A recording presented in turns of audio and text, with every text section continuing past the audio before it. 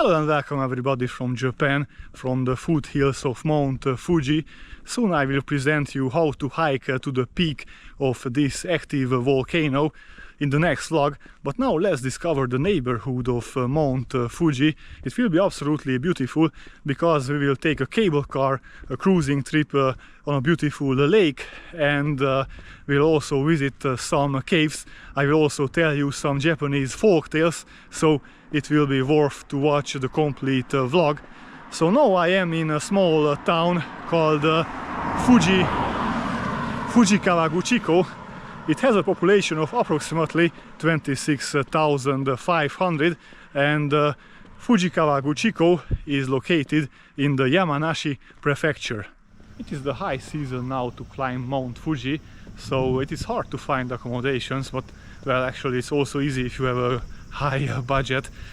In Fuji Kawaguchiko it is a great business for locals to rent all kind of apartments and resorts and everything. I also saw one truck which was converted into an apartment. Well, if it has air conditioning maybe it's okay, but well, in this heat it's between 33 and 36 degrees in this summer, so it is a little bit hard to live in a truck. So I don't know how is it. So you can find the price range from A to Z, really all kind of apartments, resorts, 5-star hotels, 2-3-star hotels. I also found a 2-star resort, and that was okay. I mean, I just expect to be clean and comfortable and not too far from the Fuji Kawaguchiko train and bus station, because this is what I use as a gateway from Tokyo. So my hotel was 65 euro per night. And well, if I already mentioned Tokyo, Fuji Kawaguchiko is like 100 kilometers far from the capital of Japan, and you can take a bus from there. There's a highway bus terminal at Shinjuku station, and from there it is like 2 hours to get here. Even though we are riding the bus on the highway, it can take time, because you can imagine the traffic congestion in Tokyo, so it is not that easy to leave this huge metropolitan area and come here to Fuji Kawaguchiko. So this is the option which I chose. There's also the train, but daily you can find only 2 trains which coming directly to here.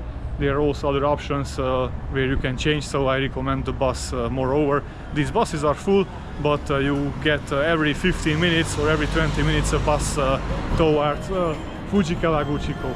So I wanted to add these as travel advices. It's very peaceful in this little old town.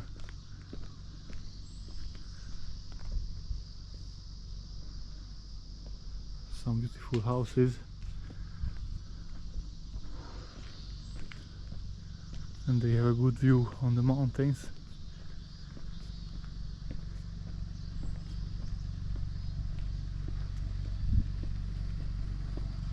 Well, not on the Fuji. Fuji is on the other side. Now we cannot see it, but also if you walk over there, you will not see it.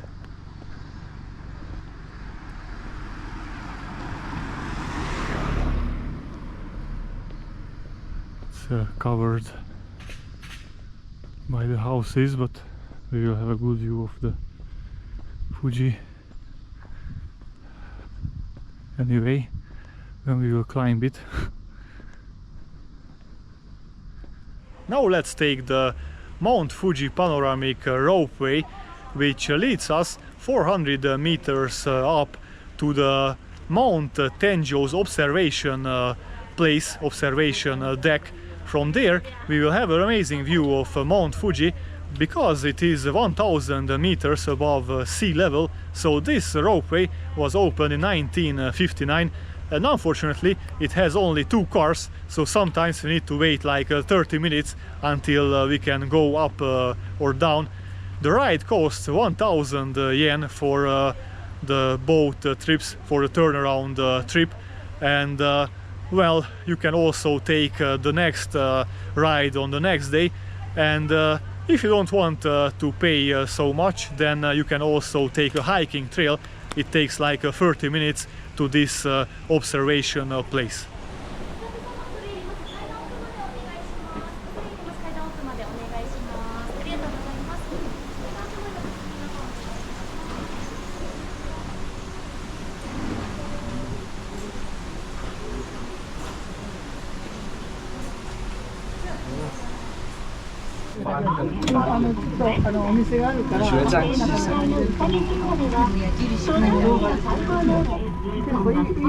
The cable length is 460 meters to be precise, and the operational speed is 3.4 meters per second.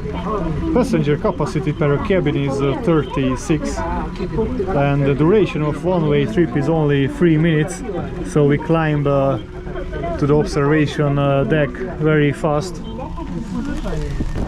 Unfortunately, it is raining cats and dogs, so I don't know what kind of view will we have, but it's not the best.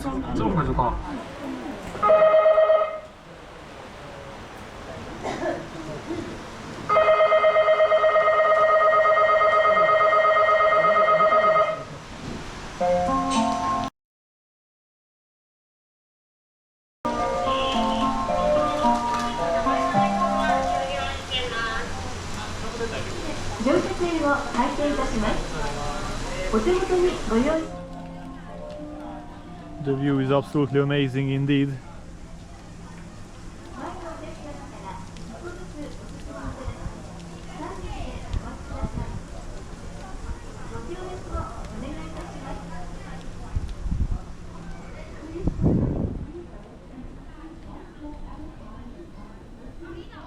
The Mount Fuji panoramic ropeway is also called Kachi Kachi Ropeway. The line name comes from Kachi Kachi Yama, literally Mount Kachi Kachi, a folktale which took place on the mountain.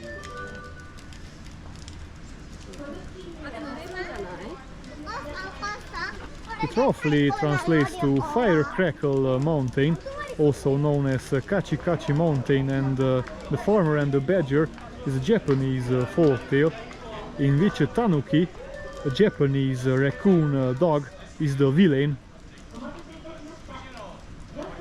As the story goes, a man caught a troublesome tanuki in his fields and tied it to try to kill and cook it later.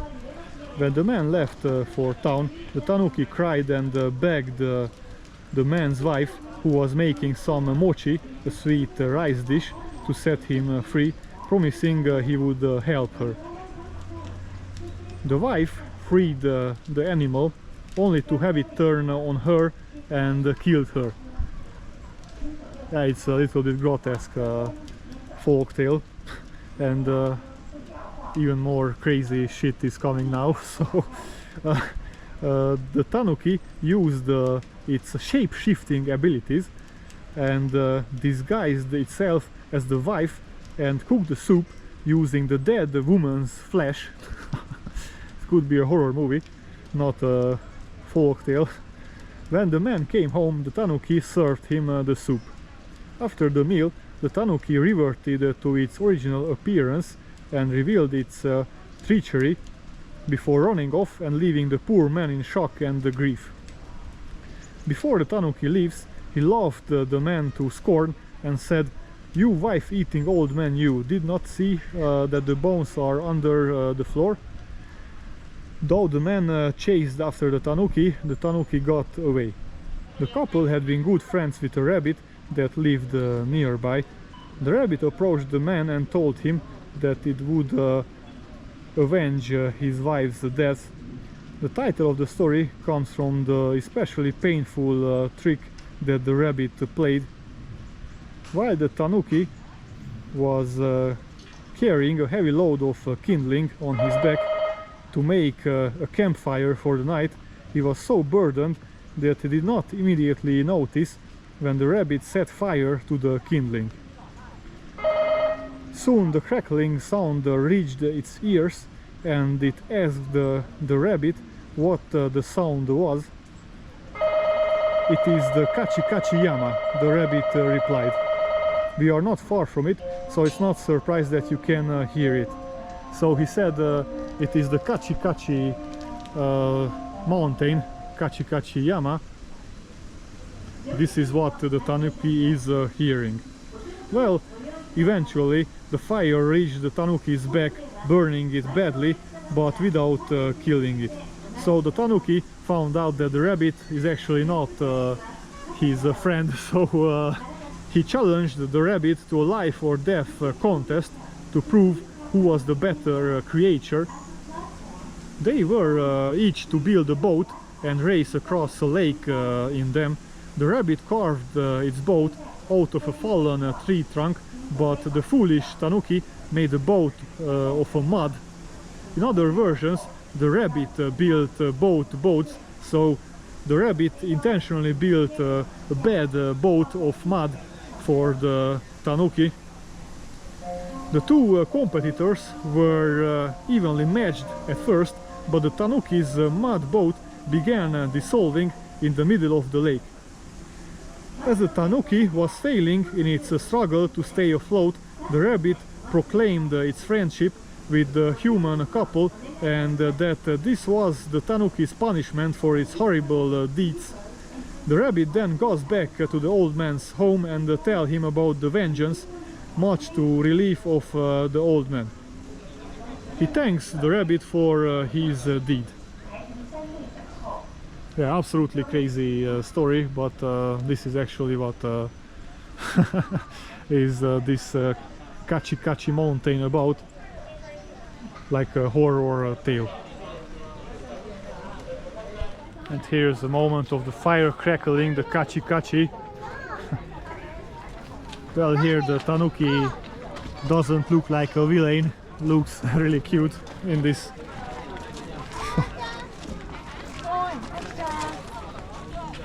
The kindling is set on fire already. And here's the Mount Fuji, the tallest mountain of Japan.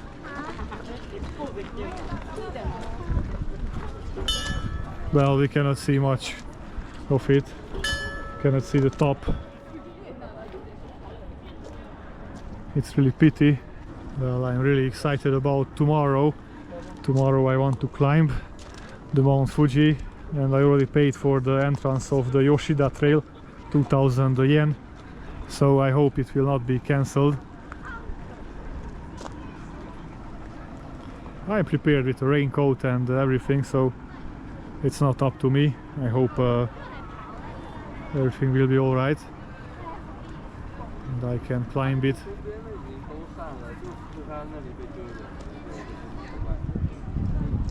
Would be happy to see the volcanic cone, but it's not possible.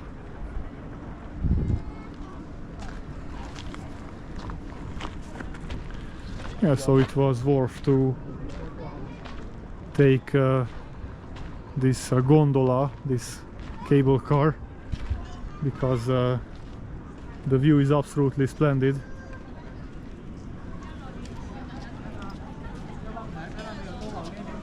Absolutely amazing. Konnichiwa.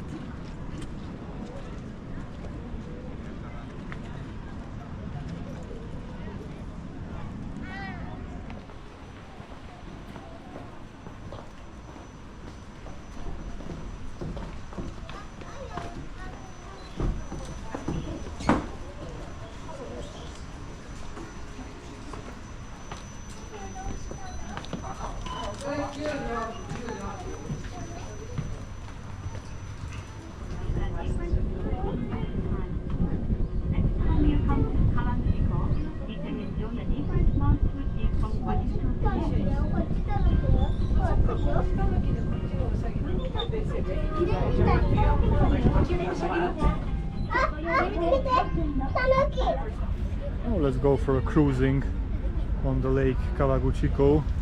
This boat is called a pleasure boat.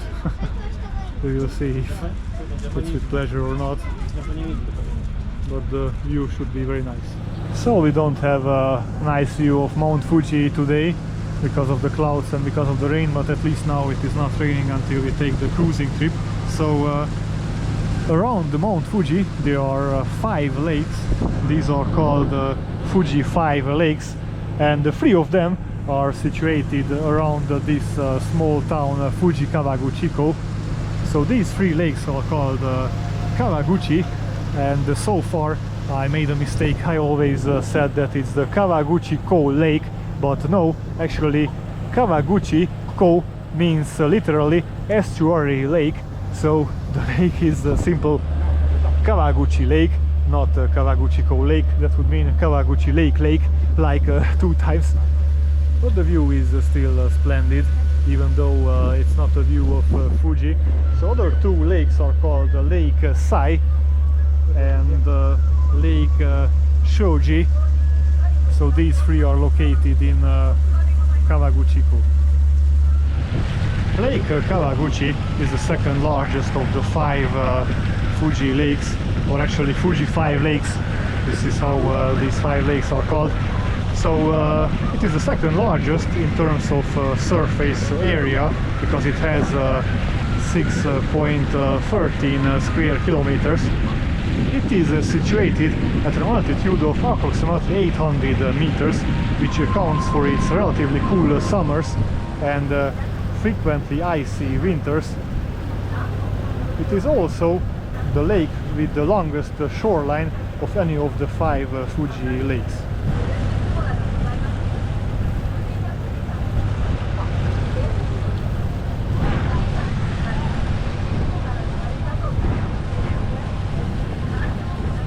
As with the other Fuji 5 lakes, the area is a popular resort with many lakeside hotels, windsurfing facilities, campsites and excursion boats. Lake Kawaguchi is the most popular of the 5 Fuji lakes in terms of tourists, and has the most developed tourist infrastructure. The area also serves as a major hub for those wishing to climb Mount Fuji during the climbing season, and it is also popular with the photographers due to the panoramic views of the mountain from the shore. In 2013 the lake was added to the World Heritage List. Well, now it is not so popular with the photo view, because we cannot see much of the Mount Fuji over there in front of us, but the other mountains are also very beautiful.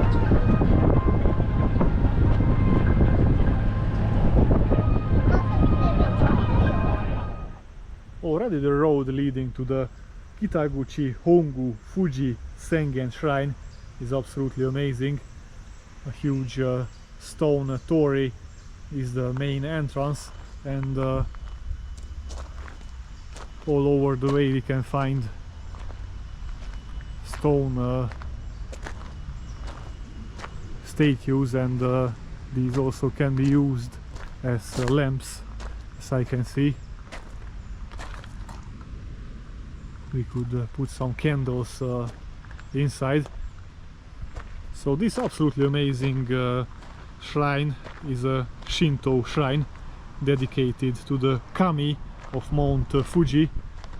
In Shinto religion, kami is a holy spirit, and Mount Fuji is a holy place, a place of pilgrimage for Japanese people. This is a historical starting point for pilgrims climbing the mountain. Let's go closer and take a look on this shrine. There is another torii, another gate before we enter the shrine, and it is very interesting that this gate is repainted every Fuji year, which occurs every 60 years, so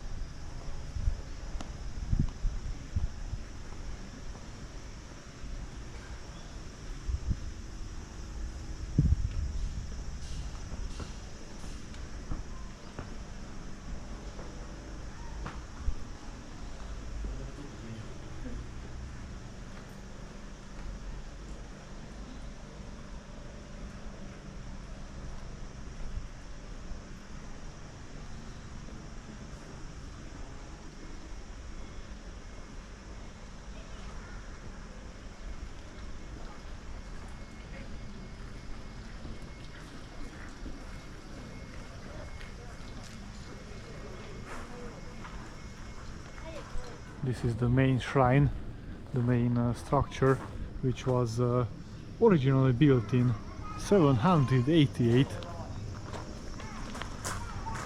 Of course, underwent some reconstructions since then. First reconstruction in the 17th century, and additional buildings include a shrine dedicated to Takeda Shingen, known as the Tiger of Kai. He was one of the most powerful daimyo of the 16th century. Daimyo was like a powerful landlord back at that time. I'm not sure yet which side building is dedicated to him, but we will discover it soon. And this is the main shrine. The shrine also has a local history museum which displays items from Fuji Yoshida's past, including household items, farm implements, clothing and samples of the city's most famous textiles, because now we are not in Fuji Kawaguchiko anymore. We are in Fuji Yoshida, another city. I forgot to mention this in the beginning. So Fuji Yoshida is a much larger city. It has like 46,000 inhabitants, and it was very famous about handcraft, moreover making textiles by hand.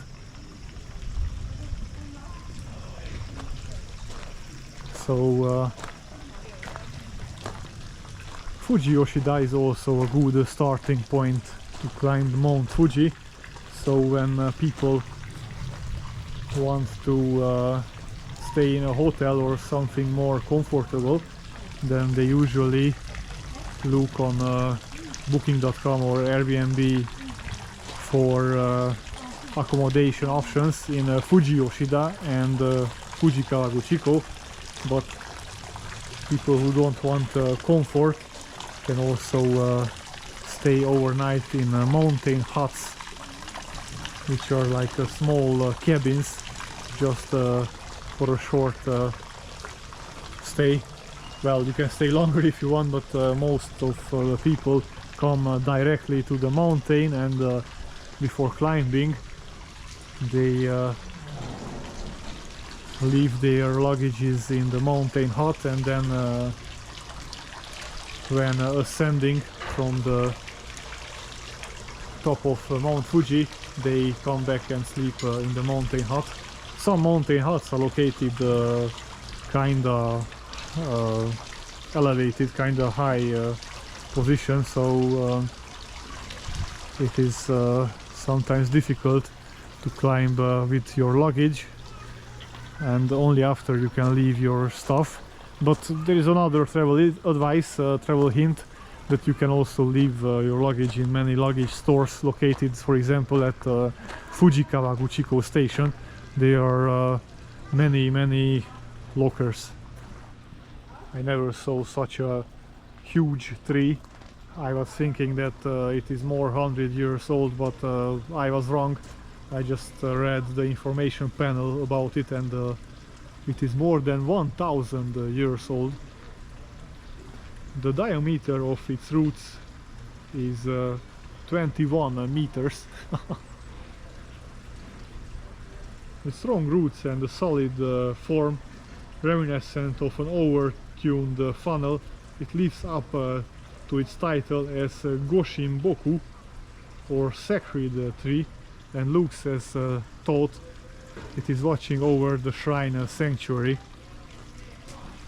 That is the meaning of this tree. Let's go inside and take a look also of the main building, the shrine. I mean a closer look.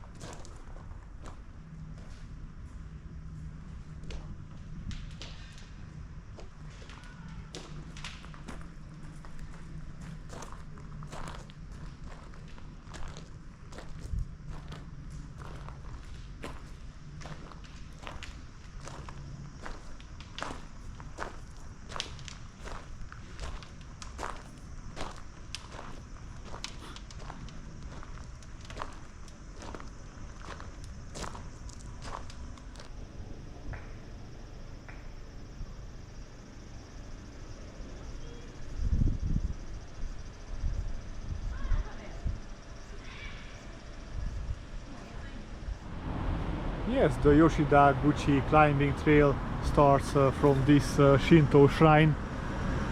Unfortunately, I don't have any information about this, how long is the trail, but as I remember, this is the longest trail to climb Mount Fuji, because we are literally at the feet of the mountain. I was thinking, if I'm already in Fuji Yoshida, then I should visit Arayayama Shrine, moreover because of these multiple gates, torii, so there are many gates here. Absolutely amazing. Need to watch my head, because these are kinda small, so I could hit my head when I walk here around these tories. So the enshrined deity has been worshipped as a guardian of mountains since ancient times, and as a guardian of local industries by many people engaged in forestry, agriculture and construction. The shrine attracts many visitors, pray for prosperity and good luck. So let's go upstairs and take a look of the shrine. Absolutely amazing. Look how many tories one after each other. So yeah, it's splendid. I never saw such a thing.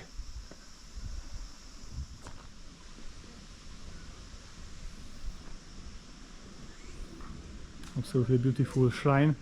And this is the main building, and I learned that beside the guardian deity of the mountains, there is also a powerful dragon here at this shrine, and we can get a lot of energy from this dragon. So people who come here to pray, they will be very powerful like this dragon. That's also a reason to visit this Arayayama Shrine.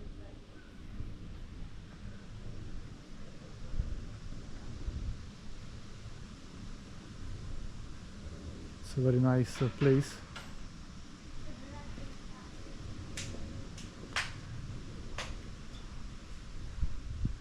The clapping is to attract, to take attention of the guardian spirits of the shrine.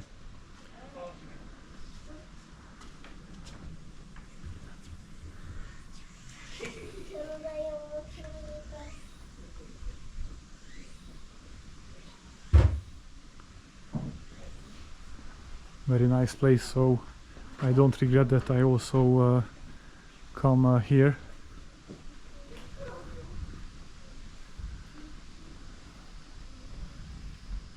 For a second I forgot the Japanese definition, kami. So in each shrine there is a kami, and with the clapping we attract the attention of the kami, of this spirit living in the shrine or staying at the shrine, so the spirit can bless us or something like that. Now let's discover the Narusawa ice cave located in the Aokigahara forest.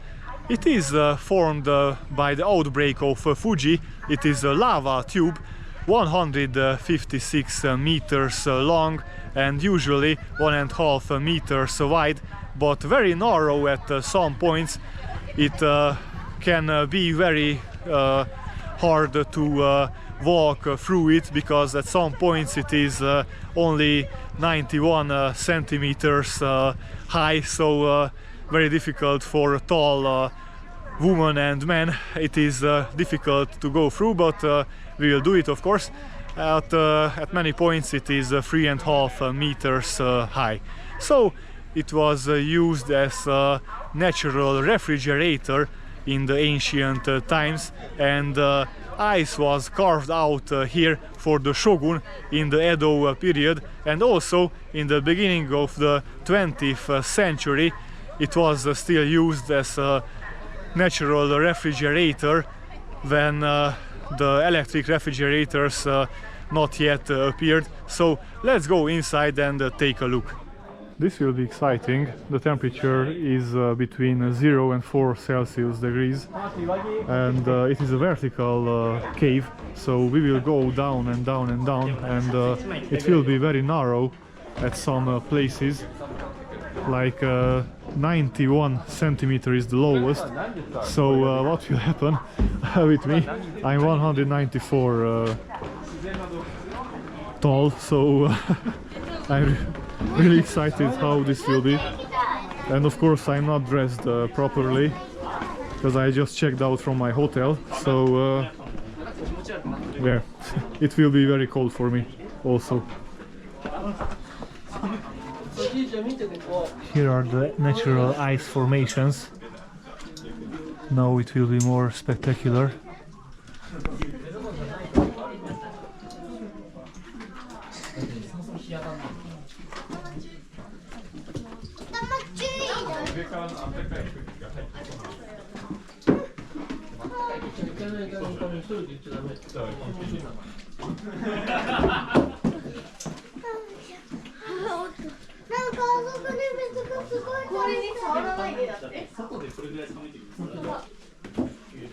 This was it.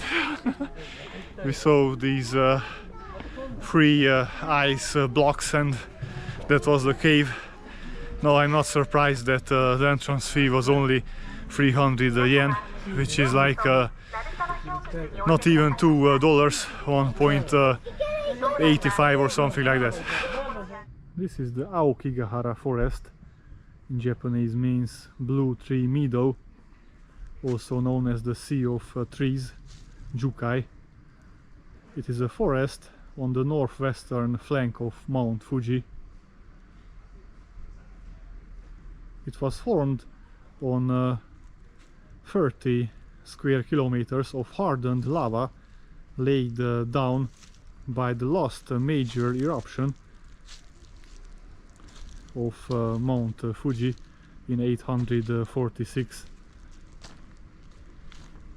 The western edge of Aokigahara, where there are several caves that fill with ice in winter, is a popular destination for tourists and school trips.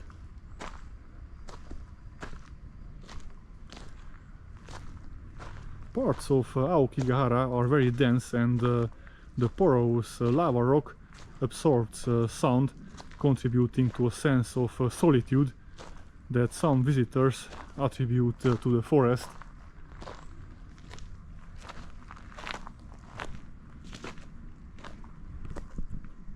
There are many nature trails also.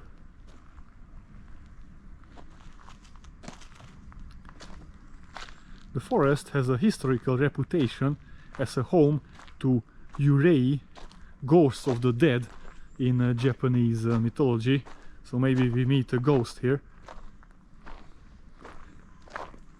At least since the 1960s, Aokigahara has become associated with suicide, eventually becoming known in English by the nickname Suicide Forest, and gaining a reputation as one of the world's most used suicide sites.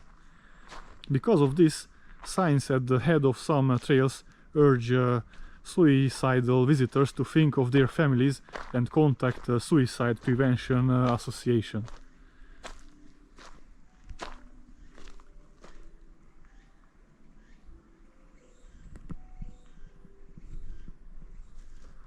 Aokigahara has been falsely portrayed as a place where navigational compasses go haywire.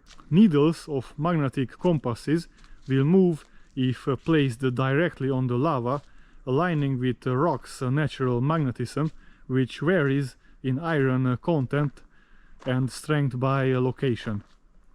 However, a compass behaves as expected when held at a normal height. Mammals living here include the Asian black bear, small Japanese mole, bats, mice, deer, fox, boar, wild rabbit, Japanese mink, and the Japanese squirrel.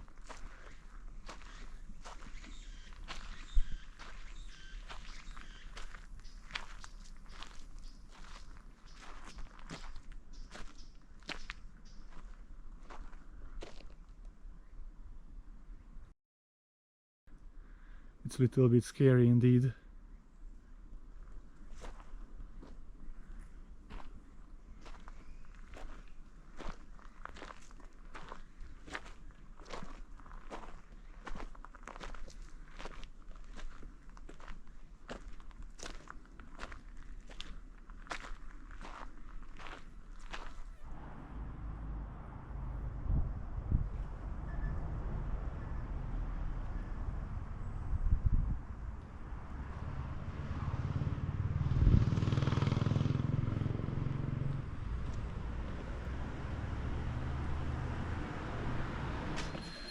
Now let's visit the Fugaku Vine Cave, which is also a lava tube at the northern foot of Mount Fuji. Well, I didn't explain so much what is a lava tube. A lava tube, or a pyro product, is a natural conduit formed by flowing lava from a volcanic vent that moves beneath the hardened surface of a lava flow. If the lava in the tube empties, it leaves a cave behind. So this is how a natural cave is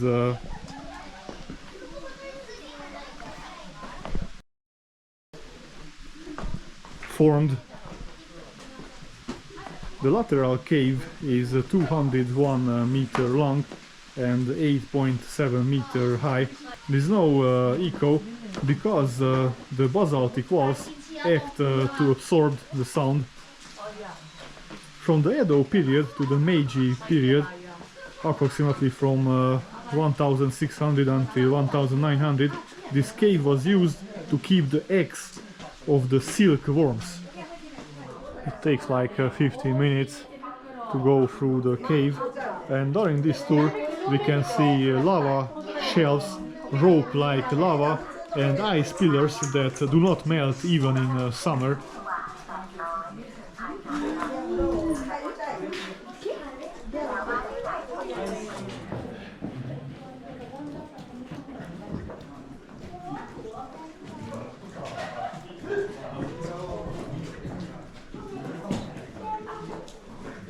So this is a lava shelf. You can see that this rock formation looks like a shelf. You can place some books on it, or some red or white wine, your choice. So this is how they kept the eggs of the silkworm here in the cold.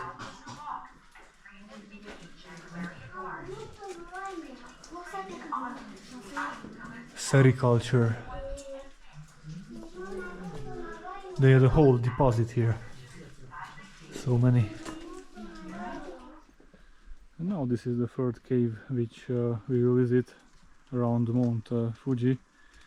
In Japanese, Saiko Komori Ana is the largest of the several lava tubes that are near Lake Sai in the Aokigahara forest in the northern side of Mount Fuji.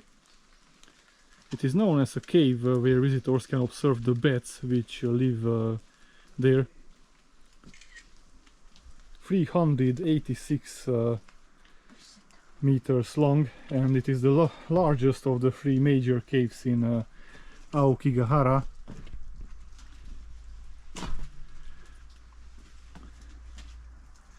It is located 925 meters above sea level.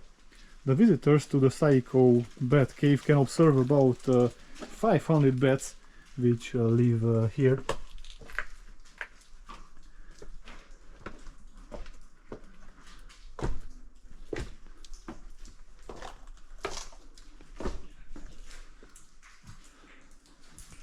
Lake Sai Nature Center was built recently next to the entrance of the bat cave, and there you can find some walking tours around the suicide forest if you're interested about some kind of tour.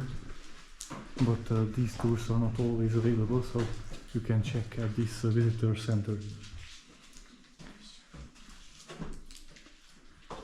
And also interesting that next to the nature center is the exhibition hall of Kunimasu trout, which was declared extinct in in 1945, but it was rediscovered here in Lake Sai in 2010.